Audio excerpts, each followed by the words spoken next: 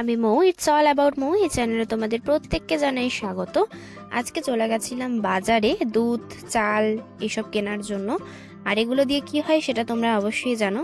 Yes, পায়েস।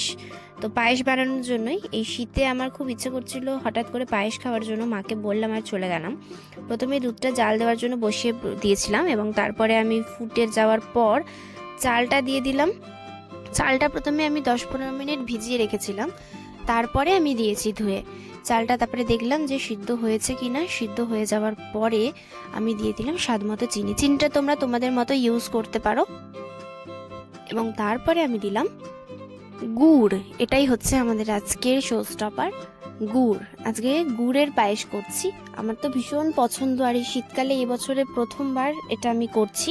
এর আগেও করেছি পায়েস, কিন্তু তো চলো এবার নামিয়ে নিই। পায়েসটা হয়ে গেছে।